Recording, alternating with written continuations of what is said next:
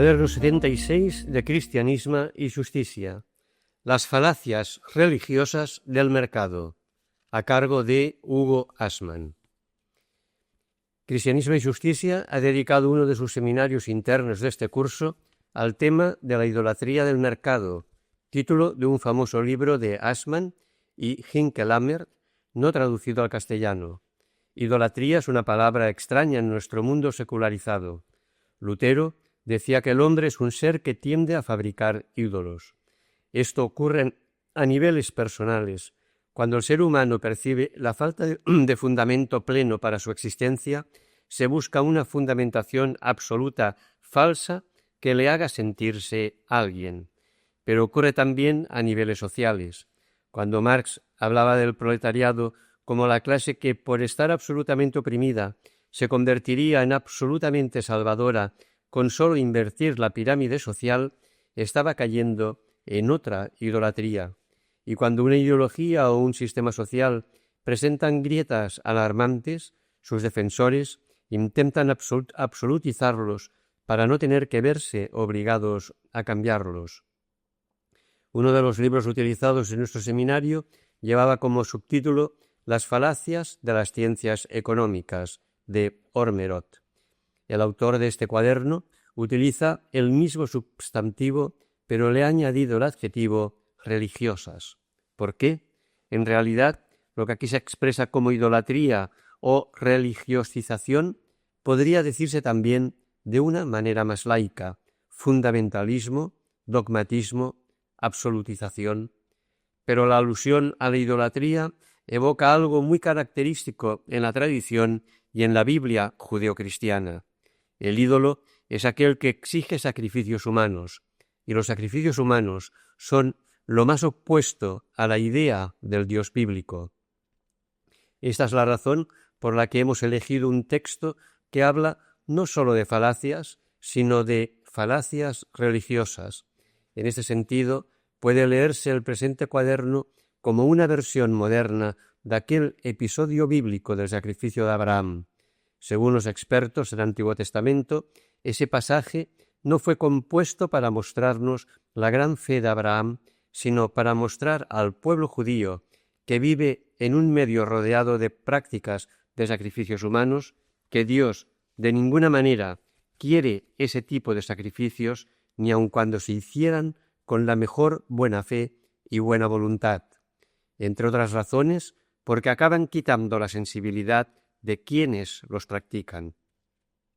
Una observación previa para el lector, si acaso es persona ajena a los mundos de la economía y de la teología. Estas dos disciplinas suelen tener una jerga muy propia y muy formalizada que asusta a los profanos, los cuales piensan ya de entrada que no van a entender nada. Nos hemos esforzado al máximo para que la traducción fuese lo más diáfana posible, dado que el texto lo merece.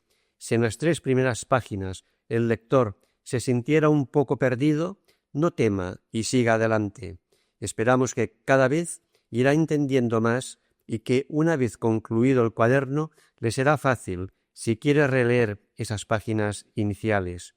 En el fondo, todo se reduce a la discusión entre quienes aseguran que el mercado es, sí, muy eficaz, pero no para todos, ni mucho menos, y quienes afirman que el mercado es eficaz para todos y que, si de momento parece exigir verdaderos sacrificios humanos, a la larga semejante a aquel que prometía el paraíso comunista, será bueno para todos. Hugo Assmann, casado con 2 hijos, brasileño, doctor en teología y máster en ciencias sociales, es uno de los teólogos de la primera hornada de la teología de la liberación. En la actualidad es profesor de cursos de doctorado en la Unimep de Piracicaba, Sao Paulo, pero en realidad la mejor presentación que podemos hacer de él quizás sean unas palabras que escribió hace más de 25 años y que son un buen reflejo de la trayectoria de su pensamiento. Si la situación histórica de 2/3 de la humanidad, con sus 30 millones anuales de muertos de hambre y desnutrición, no se convierte en punto de partida de cualquier teología cristiana hoy, la teología no podrá concretizar históricamente sus temas fundamentales. Sus preguntas no serán preguntas reales. Por eso es necesario salvar a la teología de su cinismo, porque realmente, frente a los problemas del mundo de hoy, muchos escritos de teología se reducen a cinismo. El texto que presentamos procede de la obrita editada por Alberto Moreira y René Sigman, Misticismo e Novas Religiões, en Voces, Petrópolis, 1994. Agradecemos a Editorial Voces y al autor la autorización para publicarlo. Nota de Cristianisme y Justicia. Primer apartado, Introducción. Religión del mercado. El título que se me propuso era La religión del mercado, la mercantilización de lo sagrado. Creo que se trata de dos temas diferentes, aunque afines. Mercantilización de lo sagrado sugiere de inmediato tratar lo sagrado como mercancía, comercialización de lo sagrado, marketing religioso. Este tema tiene larga historia. Se remonta a la apropiación de lo sagrado por instituciones religiosas o de otro tipo. No se trata de un fenómeno originado por la economía de mercado. Se trata de la multiplicación y diversificación de un fenómeno antiguo con formas sorprendentes y nuevas hoy, como el teleevangelismo de la Iglesia electrónica y las maniobras de los llamados movimientos. Pero no voy a moverme en esta dirección. Si no me equivoco, el tema esperado es el carácter religioso del mercado, las implicaciones o supuestos religiosos de la propia economía de mercado como tal, o sea, la religión económica. Es de eso de lo que se trata cuando se habla, por ejemplo, de las mutuas implicaciones entre economía y teología. Propongo como título Las falacias religiosas del mercado. ¿Tiene sentido y relevancia actual este tema? 1. Sentido del tema. La respuesta depende, como siempre, del para qué y del para quién, o sea, depende del objetivo y de los interlocutores. Si el objetivo fuese una mera denuncia sin anuncio, entonces tratar del carácter religioso del mercado podría derivar casi en una obsesión, como si fuese la única cosa o la más importante a ponderar acerca del mercado.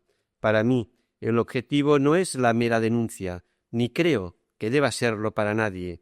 Si los interlocutores fueran ciudadanos para quienes su ciudadanía se limita solo al interés por su iglesia e institución, entonces habría el peligro de obsesionarse ante la amenaza que representa efectivamente la religión económica del mercado para la función que las iglesias atribuyen en el campo religioso.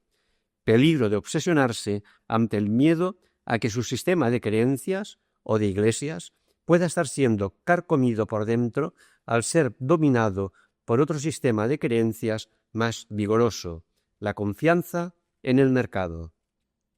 Pero yo creo que, para muchos cristianos, el descubrimiento de estas cosas puede llevarles a cuestionamientos más significativos para su fe. Por ejemplo, pueden comenzar a percibir mejor que la fe viva es también un constante proceso de apostasía de los ídolos emergentes en la sociedad y en las iglesias. Los ídolos son los dioses de la opresión y su exigencia invariable es el sacrificio de vidas humanas. 2. Relevancia del tema. Es verdad que desde una perspectiva más ambiciosa, como sería la búsqueda de alternativas reales a nuestros males en el plano socioeconómico, nuestro tema se limita a un enfoque parcial, aunque relevante, pero es un tema que no puede separarse de otros enfoques analíticos acerca del mercado, y ello nos obliga a profundas reconsideraciones antropológicas y políticas, incluso aunque se trate de un enfoque incompleto. Obviamente, no todo es religión en la religión económica del mercado. Religiosa es su pretensión de sistema autorregulador que dispensaría del constante correctivo de la intención política como si ésta fuera superflua por ser una instancia necesariamente exterior a sus mecanismos. La tarea de discernir las falacias religiosas del mercado solo tiene sentido en la medida en que existe descrédito y desconfianza en relación a los supuestos automatismos benéficos del mercado.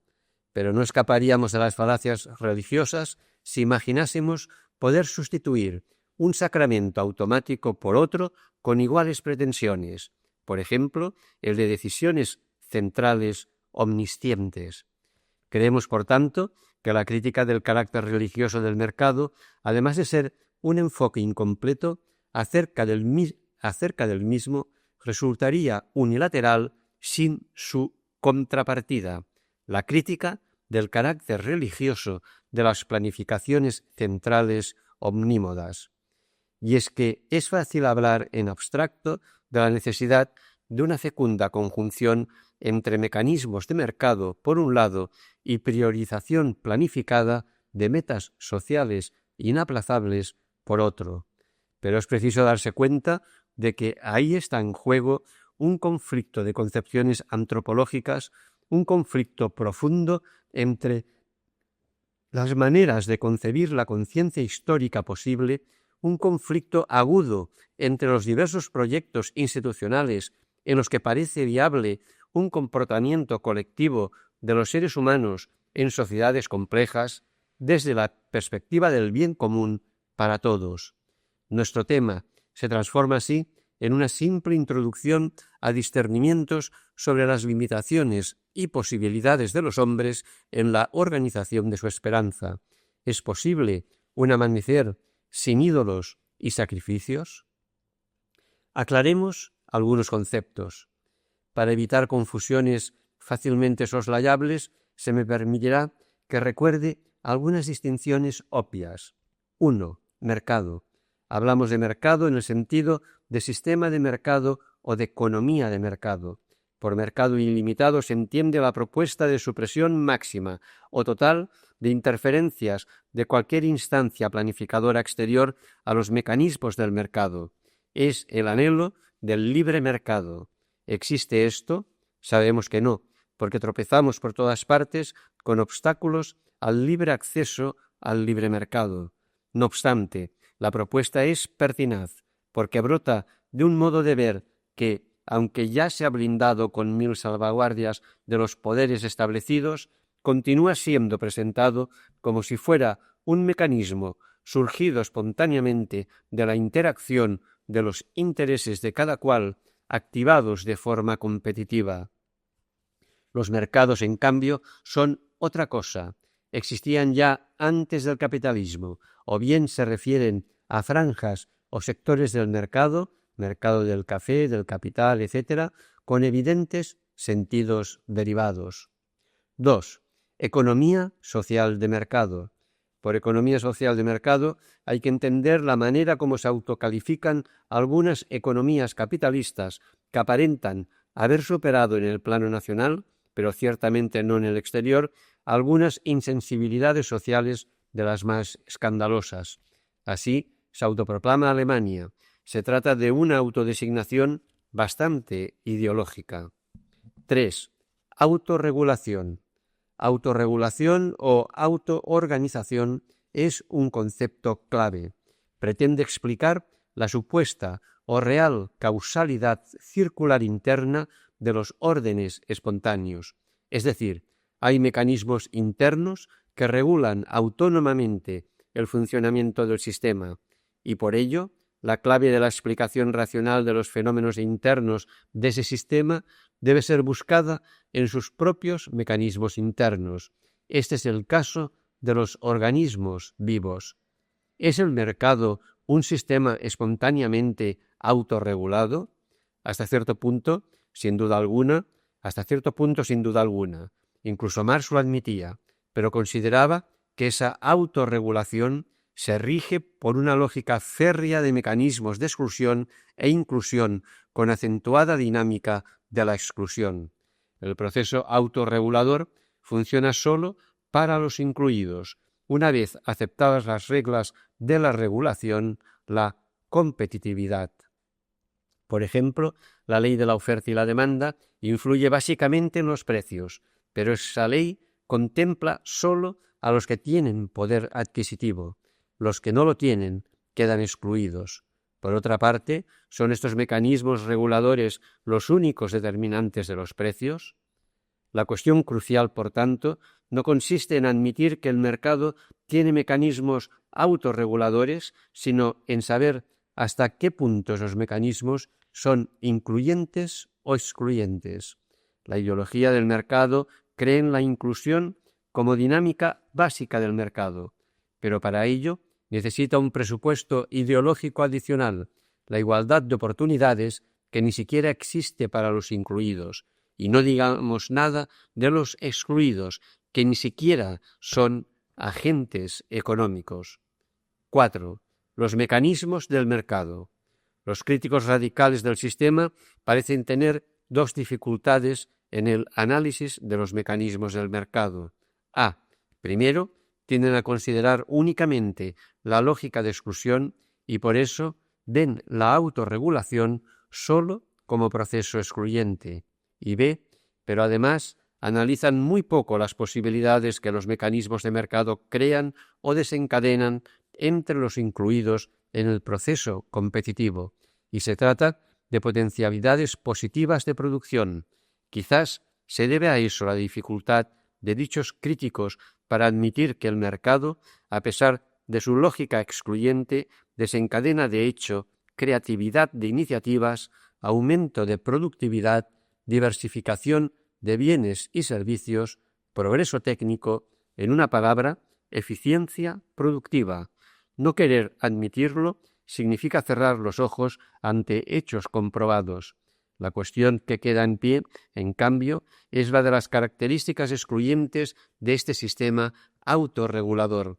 Los defensores incondicionales del mercado ahogan ese problema tan real en promesas garantizadas de inclusión futura, o sea, en el fondo no admiten como real la lógica de la exclusión. Si la admitiesen como tal, deberían admitir también la necesidad de una instancia sanadora no prevista en los mecanismos internos del mercado y, por tanto, necesariamente externa a la autorregulación. 5. Religión. En cuanto al concepto de religión, podemos mantenerlo bastante amplio en nuestra reflexión sin delimitar demasiado sus diferencias respecto al concepto de lo sagrado. Esta distinción sería importante en otro tipo de análisis, ya que la religión es siempre una inserción de la sacralidad en proyectos o mecanismos institucionales que delimitan lo sagrado admisible.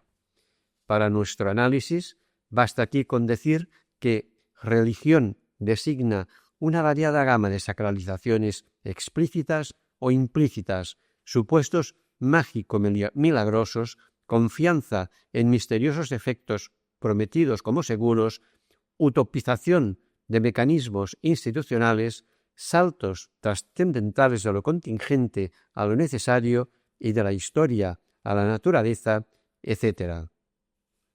Los mismos ejemplos irán mostrando los diferentes niveles en los que aparecen las falacias religiosas. Es evidente que recurrir a elementos religiosos no se realiza solo allí donde se apela directamente a símbolos religiosos o se manipula abiertamente la imagen de Dios. A comienzos del siglo XIX, el propósito central de la disciplina económica era mejorar el bienestar humano mediante una mejor comprensión de cómo operaba la economía. Las ciencias económicas fueron secuestradas en el siglo XIX por un método que todavía hoy forma los cimientos de la disciplina. Este método de análisis se basó en el deseo de aumentar la precisión matemática de las ciencias económicas de modo que pudieran disfrutar del estatus y el prestigio de las ciencias físicas en la era victoriana.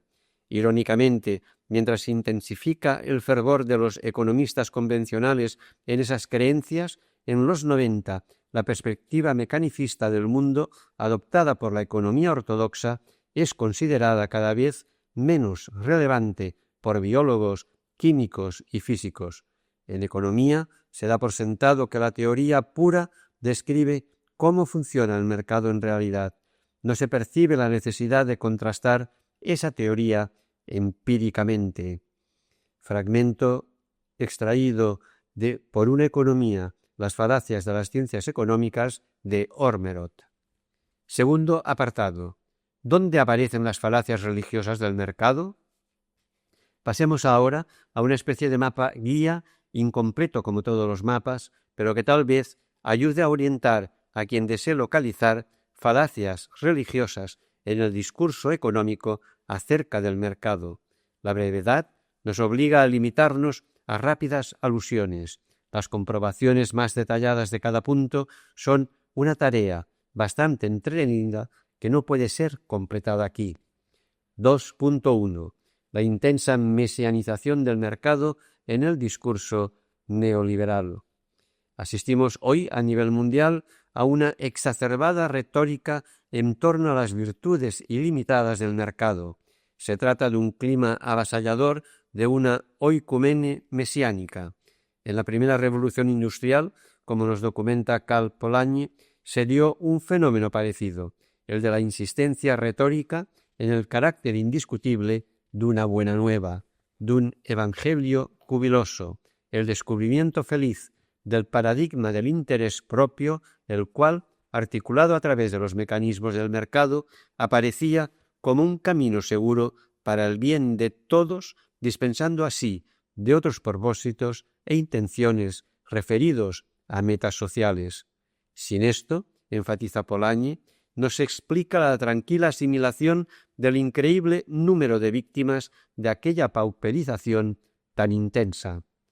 También hoy constatamos que las víctimas y los excluidos, 2/3 de la humanidad, no avalan las certezas de los neoliberales. Pero no basta constatar, es preciso analizar esta tranquila indiferencia sin recurrir a moralismos que supongan maldad intencional. Cuando los opresores se sienten bienhechores es porque creen en un evangelio inconmovible. Este elemento está prácticamente ausente en los análisis que hace la izquierda y se trata de una pieza fundamental. Remito, por razones de brevedad, al agudo análisis de Hinckelammer acerca de la utopización de las instituciones existentes y de los mecanismos del mercado en el ideario neoliberal. John Kenneth Galbraith no duda de que se trata de una teologización. Dice Galbraith, la retórica del mercado del conservadurismo de nuestros días está afincada, firme y muy efectivamente en el interés económico. El compromiso económico con el mercado clásico, el modo como se lo explica y su amplio y penetrante papel en la conciencia pública están vigorosamente al servicio de intereses económicos, y toda esta retórica posee una cualidad teológica que la eleva muy por encima de cualquier exigencia de comprobación empírica. Hasta aquí la cita. Luchamos, pues, con un verdadero credo, o con otras palabras, como le gusta repetir al mismo Galbraith. El pensamiento económico es un sistema de creencias con sus defensores de la fe. Nótese, sin embargo, que la retórica neoliberal no tiene aceptación homogénea en cualquier parte del mundo. Por eso, vale la pena analizar las particularidades de su exacerbación en América Latina, donde asistimos a un show constante de llamadas a los imperativos de la racionalidad económica. 2.2. La celebración triunfalista del fracaso del socialismo. Los medios de comunicación de Occidente, los círculos políticos conservadores, los discursos inaugurales de muchos presidentes de países latinoamericanos, entre ellos el presidente Fernando Collor, y un extenso número de artículos y libros de teóricos de la política y economistas, no dudan en caracterizar todo el complejo proceso que atraviesan los países del socialismo real como un retorno puro y simple a la economía de mercado en el este de Europa. Los acontecimientos del este europeo desencadenaron en el exterior un triunfalismo eufórico con rasgos inocultables de entusiasmo religioso. Hechos complejos, explicaciones simplistas. A este respecto, Ciertos sectores de la izquierda continúan centrando las explicaciones de aquellos hechos en las excrecencias burocráticas del centralismo planificador, en la inhibición de todo tipo de participación y en otros tópicos similares. Pero el papel central de la cuestión económica es ineludible.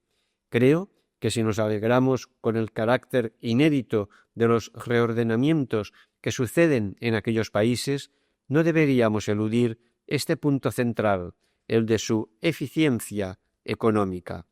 Se trata evidentemente de procesos en curso, con amplios márgenes de indefinición.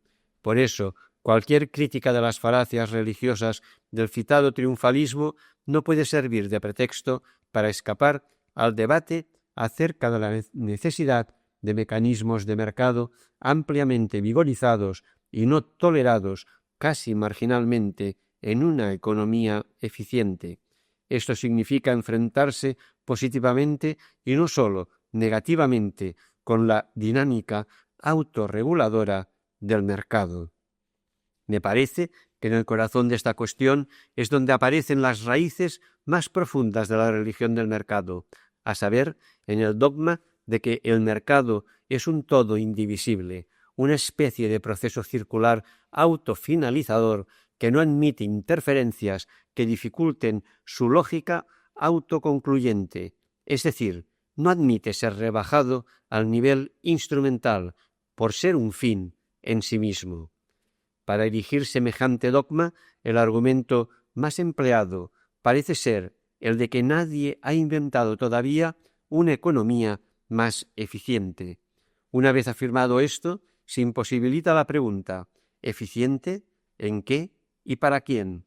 O sea, queda anulada la discusión sobre fines y metas sociales. La tantas veces citada eficacia da un salto trascendental y se mueve en las nubes, cuando debería estar referida a necesidades humanas concretas. Sospecho que, si no fuera porque en los exsocialismos reales estuvieron ya satisfechas algunas necesidades elementales de la casi totalidad de la población, cosa de la que estamos bien lejos por aquí, el problema de las urgencias inaplazables en el plano social no podría evaporarse hacia ese nivel tan etéreo de una eficiencia desligada de objetivos concretos. Un par de ejemplos. Ese nudo central religioso de la euforia promercado tal vez puede ser encontrado en muchos pronunciamientos surgidos en el este de Europa. He aquí dos ejemplos. El primero, de Leszek Balcerowicz, hasta hace poco ministro de Finanzas de Polonia. El segundo, de Václav Klaus, ministro de Finanzas de Checoslovaquia. Balcerowicz dice: decidimos crear una economía de mercado en Polonia, no por razones doctrinarias. Espero que nos hayamos despedido de ellas para siempre, sino porque nadie inventó hasta ahora una economía más eficiente. Y sigue Václav Klaus: necesitamos una economía de mercado sin más adjetivos. Cualquier compromiso haría todavía más complejos los problemas que tenemos. Buscar una así llamada tercera vía es una locura. Ya tuvimos una experiencia de ello cuando en los años 60 buscamos un socialismo con rostro humano. No funcionó y tenemos que ser rotundos cuando decimos que ya no esperamos una versión más eficiente de un sistema que fracasó. El mercado es indivisible, no puede ser reducido a un instrumento en manos de los planificadores centrales. 2.3. El discurso sobre el fin de la historia. Hegel retorna. Se reencarnó esta vez en una especie de mago de las metáforas definitivas, Francis Fukuyama. Llegamos al fin de la historia. Ya tenemos en las manos y en el corazón el ideal perfecto que gobernará al mundo en el futuro. Acabó la imprevisibilidad de la historia. Pasamos a vivir en un mundo posthistórico, un apocalipsis feliz sin los sobresaltos de las clásicas visiones apocalípticas. Pero él nos aclara: el fin de la historia no significa el fin de los acontecimientos mundiales, sino el final de la evolución del pensamiento humano respecto a los principios orientadores. Es el término de la evolución ideológica de la humanidad y de la universalización de la democracia liberal occidental como forma última de gobierno humano. Hasta aquí Fukuyama. Hegel había hablado del fin de la historia en el sentido de que por fin surgirá de modo definitivo una vanguardia de la historia humana. Descubrió que esa conciencia de haber alcanzado el fin de la historia era indispensable para sustentar el Estado moderno. ¿Y en qué vio Hegel concretada la vanguardia definitiva? En el Estado napoleónico y en la monarquía prusiana. La idea de vanguardia atraviesa también el discurso de Fukuyama, pero él añade algo nuevo, un suplemento evangélico no tan explícito en Hegel. Estamos entrando en la era del igualitarismo como promesa, certeza irreversible. Por eso insiste tanto en la dinámica igualitaria del mercado y en la tendencia democrático-igualitaria del capitalismo. Ya es sabido que la reanudación del discurso sobre el fin de la historia por Fukuyama desató una discreta polémica, pero siempre dentro de un orden. Molesta su capacidad significante, pero no sé si llega a chocar su significado concreto de que, al menos por ahora, cualquier mesianismo alternativo tiene menos posibilidades de renacer, pues en este punto ya hubo antes muchas tesis coincidentes, fin de las ideologías, etc. Si atendemos a lo esencial, todo estaba ya afirmado en las características de descubrimiento del mejor camino que los economistas atribuyen incansablemente al paradigma del interés propio y del sistema de mercado. Solo las voces del tercer mundo han sido bastante más cáusticas al analizar el discurso de Fukuyama, quien, para dar ejemplo, se dio de baja por algún tiempo del Departamento de Estado para ampliar su tesis en un libro. 2.4. Una lógica despreocupada de la mayoría de la humanidad. Uno de los aspectos religiosos de nuestro tema reside en la insensibilidad, en esa erosión profunda de la solidaridad humana que hizo mella en amplios sectores de los que ejercen el poder. ¿Puede ser esto explicable si no se considera que detrás de ello hay ídolos dignos de confianza? Es un punto sobre el que ya han escrito muchos. 2/3 de la humanidad están cada vez más al margen de las preocupaciones de los grandes. Para ser breve, resumo la visión que tiene del tema Hinke Lammert. 1. La crisis del socialismo debilita todavía más al tercer mundo en el sentido de que su aislamiento se hace mucho mayor, ya que el norte está preocupado solo con el norte, pero en los 2/3 de la humanidad abandonados ahora en este aislamiento, lo que está amenazado de forma nueva es la supervivencia de la misma humanidad como un todo. El capitalismo puede volver a ser puro capitalismo, ya no teme a ningún sistema alternativo, no necesita hacer concesión alguna. 2. Los países centrales del primer mundo necesitan todavía de los países del tercer mundo como exportadores de capital y materias primas y suministradores de trabajo barato, pero ya no necesitan a la mayoría de la población del tercer mundo que pasó en buena medida al papel de no aprovechable. La deuda del tercer mundo se ha transformado ahora en instrumento para dictar e imponer políticas económicas en conformidad con los intereses de los países centrales. Y 3. Se considera que la única posibilidad de desarrollo para los países del tercer mundo es una forma de sujeción obligada al mercado mundial. Por tanto, cualquier tentativa de integración un poco autónoma y eficiente dentro del sistema de mercado mundial tal como es, pasa inmediatamente a ser considerada por los países centrales como una amenaza. ¿Otro Japón? Jamás. ¿Cómo podrían ellos admitir un caso Japón del tamaño del Brasil o de la India? ¿Quién mató al pueblo? Hace poco más de 2 años, un crítico literario norteamericano, prologaba una antología poética con un ensayo titulado ¿Quién mató a la poesía? Y su respuesta fue en síntesis los propios poetas. El año pasado, no sé si haciendo eco de aquel texto o no, pero existe una relación sugerente, el administrador asistente de la USAID, Richard Bissell, publicó un artículo titulado ¿Quién mató al tercer mundo? La respuesta era análoga, las ideologías tercermundistas. El autor constata que muchos sienten como una pesadilla que los pobres y hambrientos del tercer mundo estén siendo abandonados al borde del camino sin recursos y sin causa que atraiga la atención del resto del mundo. Pero enseguida pasa a echar toda la culpa de tal situación a las tentativas autonomistas, etcétera, del tercer mundo. Quisieron encontrar caminos propios, se resistieron a integrarse en la amplia competitividad del mercado mundial. El verdadero fracaso del movimiento tercermundista es psicológico. Al acusar al resto del mundo de los males de los países subdesarrollados, esa gente quedó marginada, amargando más su impotencia. Pero lo que más me impresionó de este artículo fue el lenguaje de inequívocos tonos religiosos en que se hacía la propuesta para salir del atolladero. En apenas 2 páginas aparecen 6 compuestos verbales en torno al concepto confianza.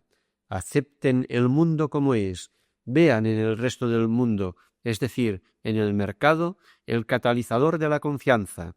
Solo existe un único proceso global de interacción de la confianza. Se trata de confiabilidad y confianza en términos económicos, etc. Como es sabido, este tipo de aura religiosa es la que envuelve los famosos ajustes estructurales a que nos vemos forzados. Con un lenguaje de apariencia estrictamente económica, la dogmática de este purgatorio de ajustes se refiere a recortes profundos en los gastos públicos, eliminación de los déficits, política monetaria restrictiva, desmantelamiento de las barreras nacionales para atraer capital exterior, recorte de los subsidios sociales, eliminación de barreras comerciales, incentivos a la exportación, etc.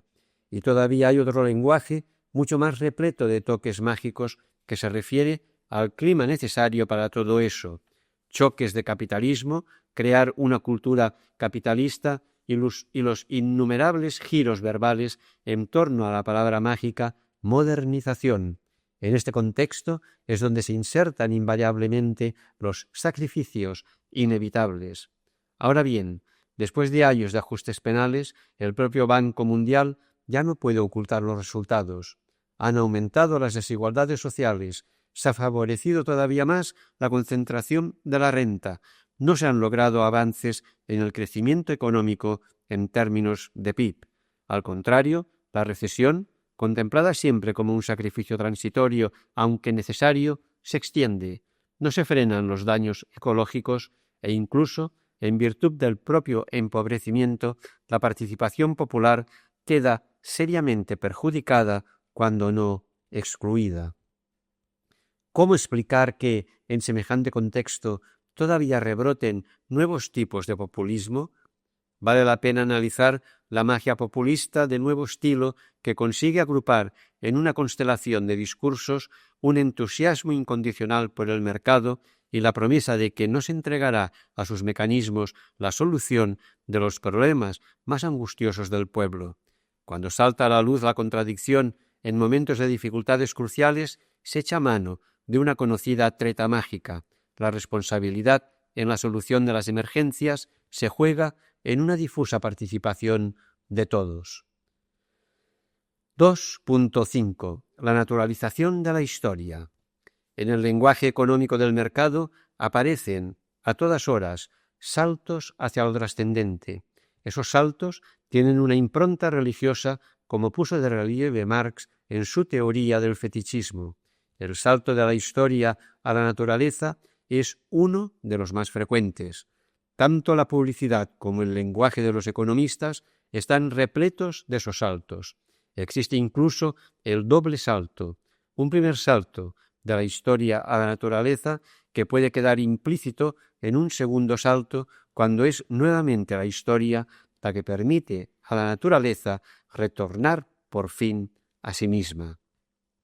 Solo un ejemplo: la promoción televisiva de la publicidad clasificada de un periódico sigue un movimiento pendular. Si en los anuncios clasificados la ley natural del péndulo queda bloqueada.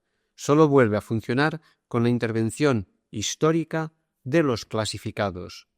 Atendamos al diálogo de un film que desvela este proceso de naturalización de la historia.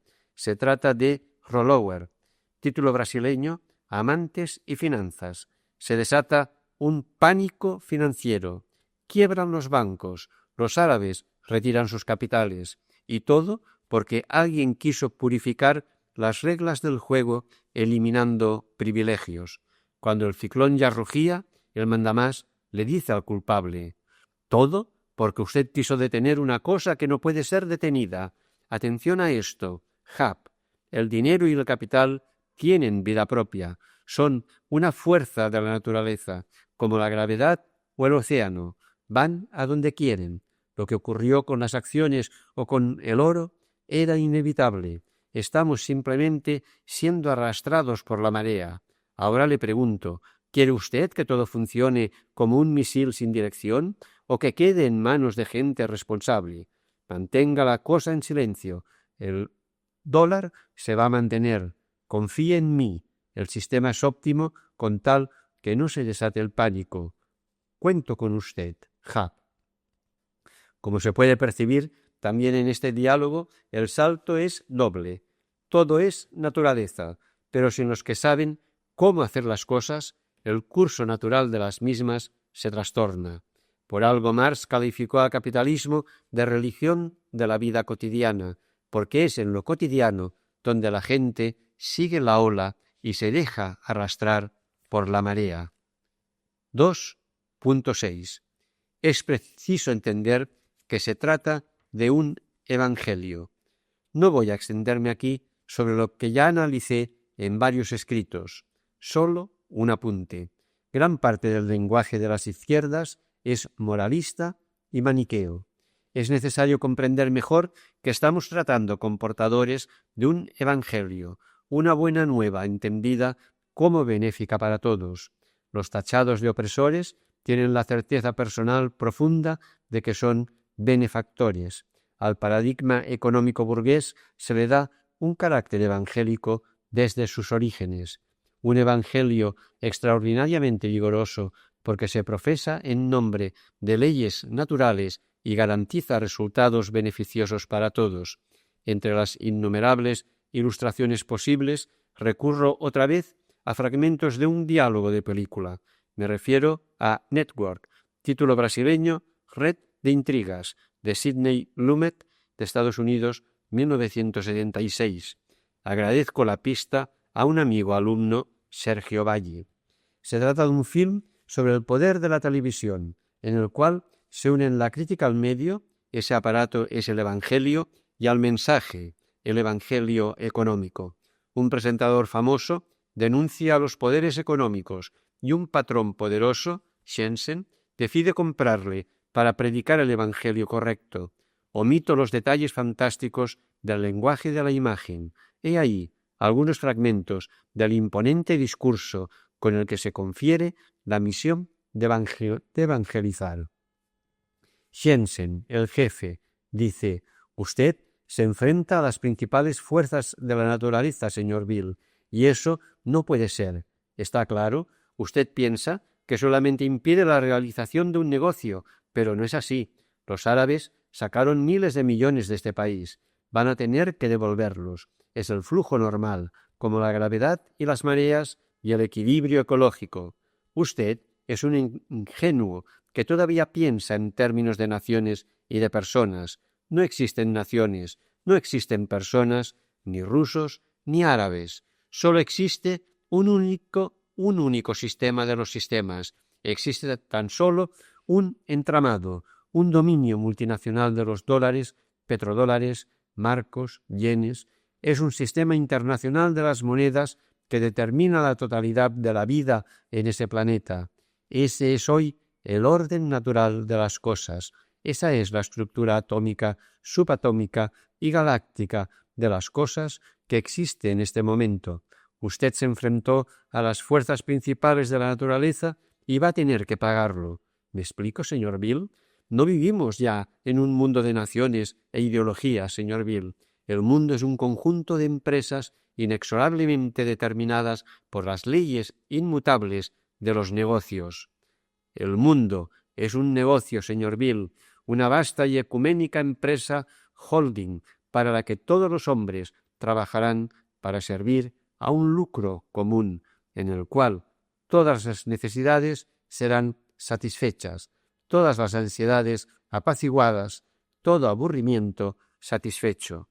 Yo le escogí, señor Bill, para predicar este evangelio. Primer plano de Jensen, gesto de imposición de manos. Dice Bill, ¿por qué yo? Contesta Jensen, porque usted trabaja en la televisión, estúpido. 60 millones de personas le contemplan todas las noches, de lunes a viernes. Aureola de luz en la cabeza de Jensen. Dice Bill, he visto el rostro de Dios.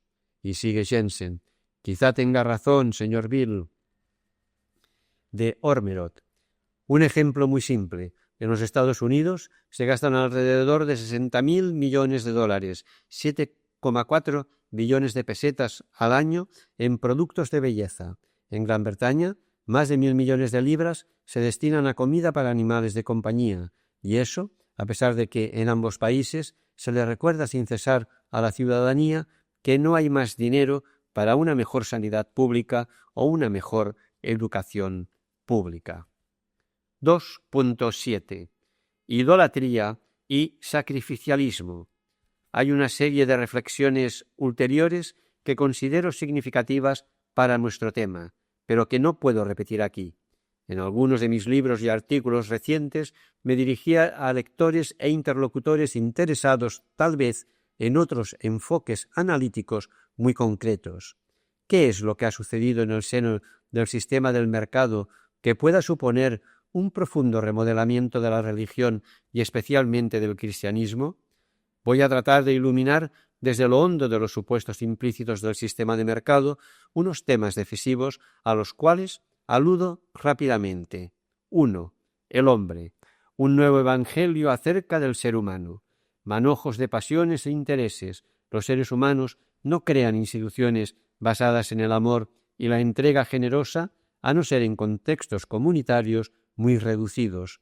Son sólo los intereses los que mandan en las sociedades complejas, principalmente en el plano de la economía. Es mejor apostar por el interés propio de cada uno que en sujetos ideales dispuestos al amor desprendido. Pues bien, la jubilosa noticia del paradigma económico del mercado es que se ha descubierto que un egoísmo estimulado por la competitividad en el mercado es el único altruismo seguro y viable. 2. El mandamiento nuevo. Secuestro y redefinición del mandamiento nuevo, del amor al prójimo, reformulado como la buena noticia de que más vale apostar por los intereses de cada cual sin exigir, incluso para que no estorben el proceso, ninguna intención generosa en relación a los eventuales beneficios para el prójimo, pues del seno de los mecanismos del mercado brotarán espontánea e infaliblemente resultados universalmente beneficiosos para todos. 3. Dios. Alteraciones significativas en la idea de Dios. Ahora se trata de un Deus absconditus, un misterio dinámico que actúa en el interior de los mecanismos de mercado, asegurando la dirección benéfica de la autorregulación del mercado. Basándome en el concepto bíblico de idolatría, recurso a símbolos religiosos para atentar contra la vida y para oprimir, denunciaba en aquellos escritos la presencia de un ingente proceso de idolatría en la economía de mercado.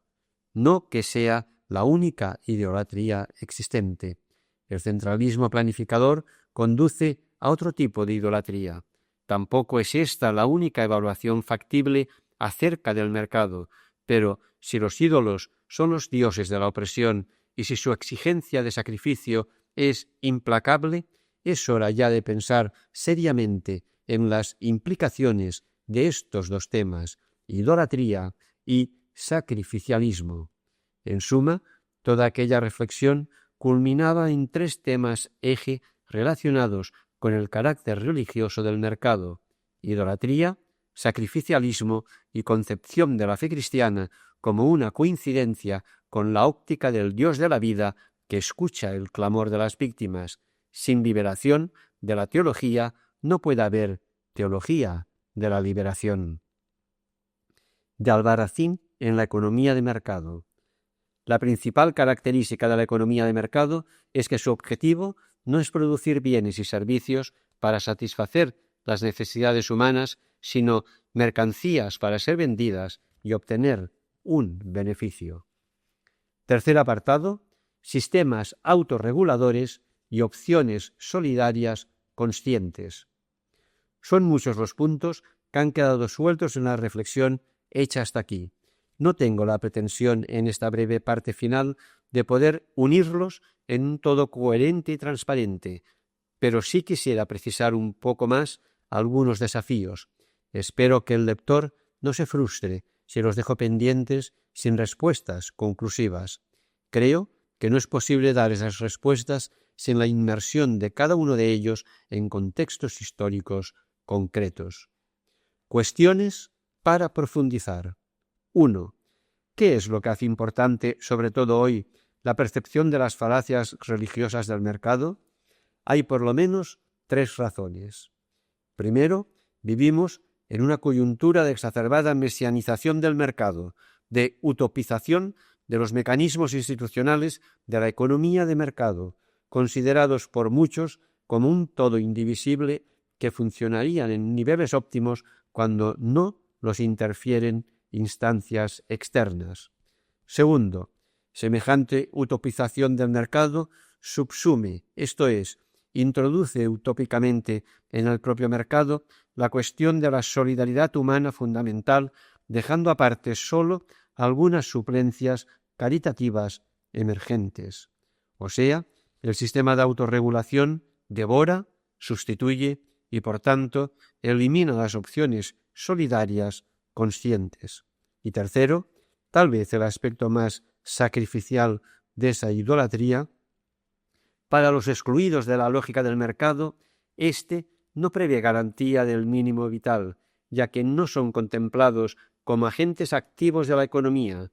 Esto quiere decir que su dignidad y sus derechos humanos básicos no están contemplados en la lógica del mercado.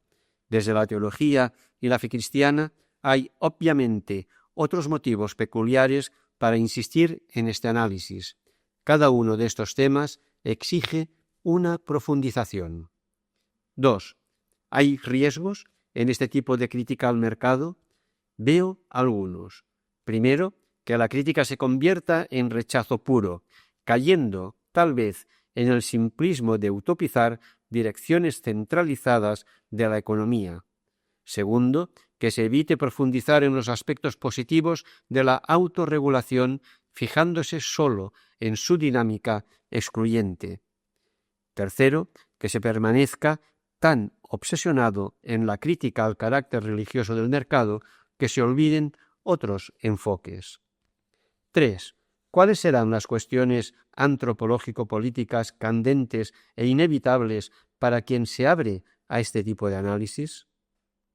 Diría que, en términos generales, son las que se refieren a la posibilidad y a los límites de que los hombres, individual o colectivamente, se vuelvan sujetos conscientes y responsables de su historia, teniendo que servirse al mismo tiempo de mecanismos institucionales que tienden a funcionar con una relativa autonomía y a establecer procesos autorreguladores.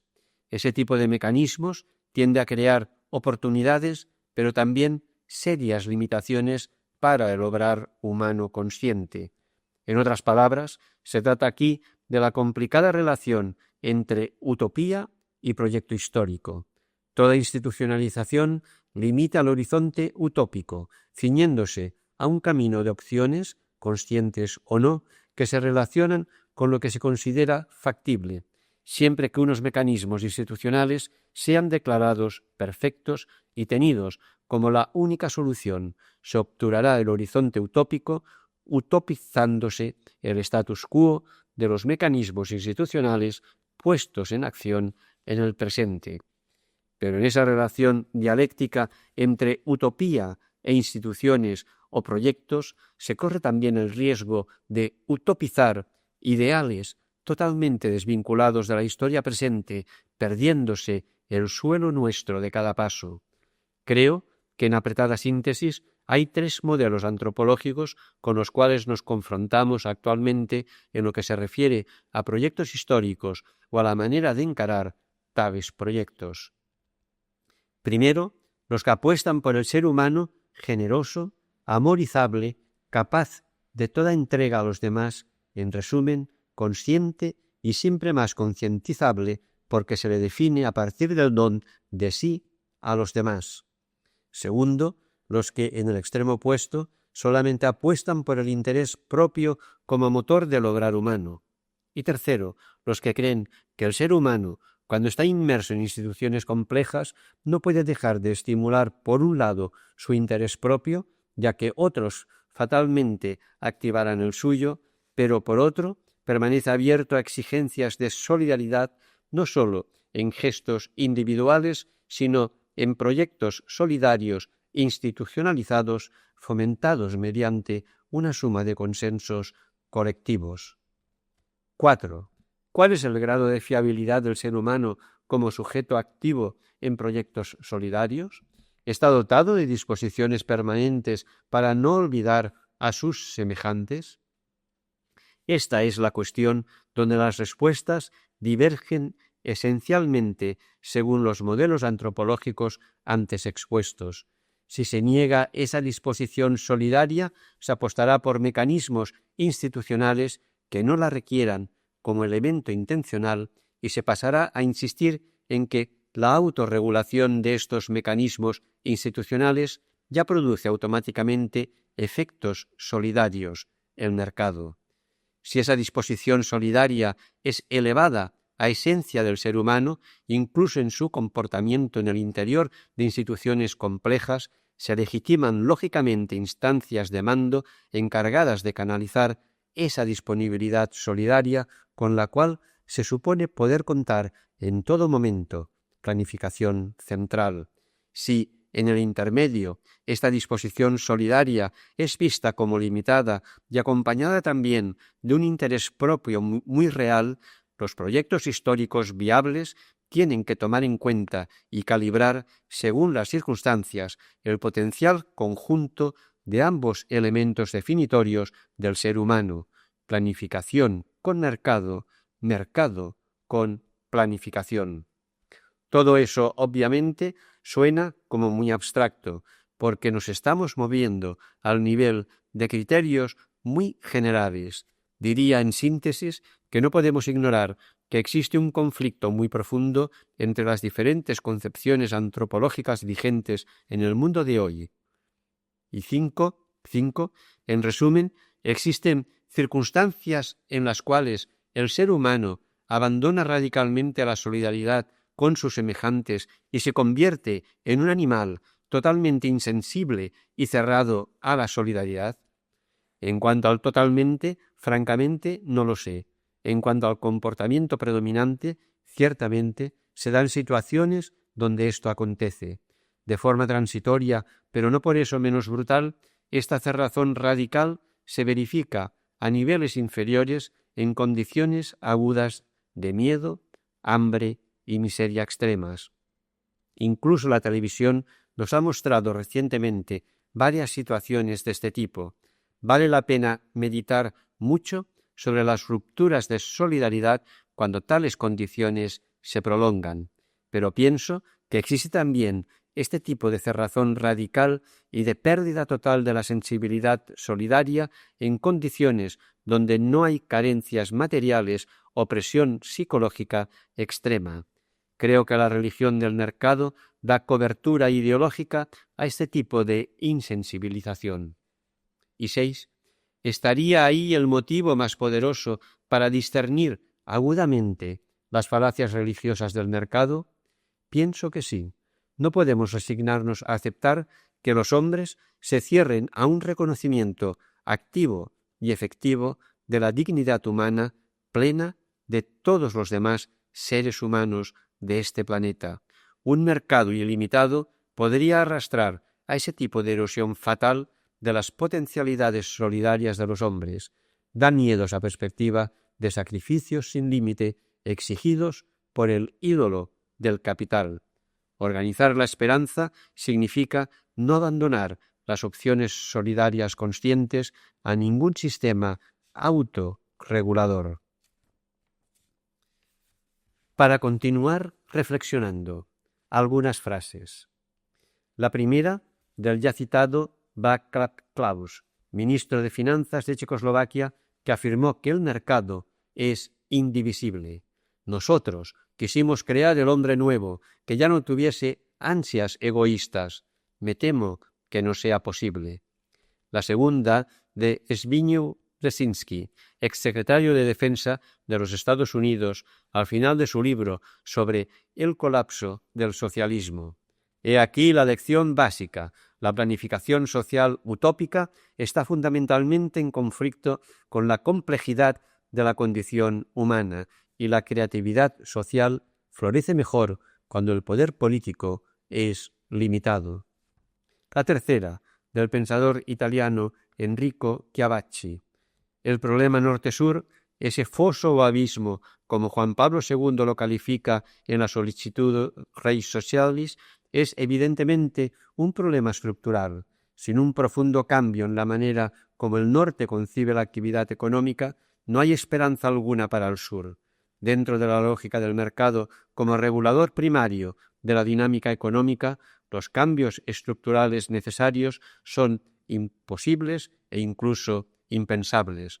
Dentro de la lógica del mercado, el discurso sobre la solidaridad pierde completamente su sentido. Nota de Cristianisme y Justicia. Añadimos a continuación algunas otras frases de interés para continuar la reflexión del autor. De Max Weber.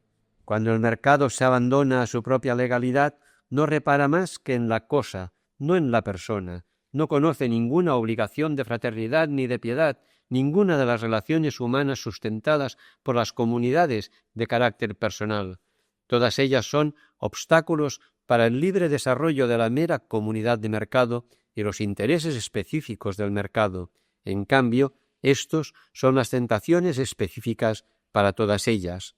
Semejante objetivación, despersonalización, repugna a todas las formas originarias de las relaciones humanas. El mercado libre, esto es, el que no está sujeto a normas éticas, con su explotación de la constelación de intereses y de las situaciones de monopolio y su regateo, es considerado por toda ética como cosa abyecta entre hermanos. Las personas interesadas en sentido capitalista están interesadas en la creciente extensión del mercado libre, hasta que a algunos de ellos les es dable, bien mediante la compra de privilegios a los poderes públicos o gracias al poder de su capital, obtener el monopolio de venta de sus mercancías o de sus medios naturales de producción y cerrar así, por su parte, el mercado. De Stuart Mill. No veo que haya motivos para congratularse de que personas que son ya más ricas de lo que nadie necesita ser hayan doblado sus medios de consumir cosas que producen poco o ningún placer, excepto como representativos de riqueza. Solo en los países atrasados del mundo es todavía el aumento de producción un asunto importante. En los más adelantados, lo que se necesita desde el punto de vista económico es una mejor distribución. Sin duda, es más deseable que las energías de la humanidad se empleen en esta lucha por la riqueza que en luchas guerreras, hasta que inteligencias más elevadas consigan educar a las demás para mejorar cosas. Mientras las inteligencias sean groseras, necesitan estímulos groseros. Entretanto, debe excusársenos a los que no aceptamos esta etapa muy primitiva del perfeccionamiento humano como el tipo definitivo del mismo por ser escépticos con respecto a la clase de progreso económico que excita las congratulaciones de los políticos ordinarios, el aumento puro y simple de la producción y de la acumulación.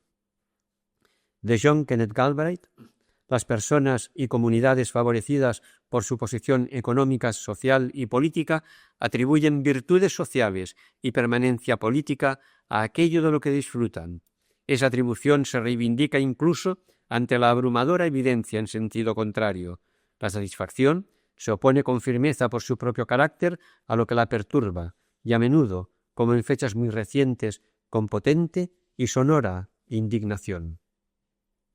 Hasta aquí el cuaderno 76 de Cristianisme y Justicia.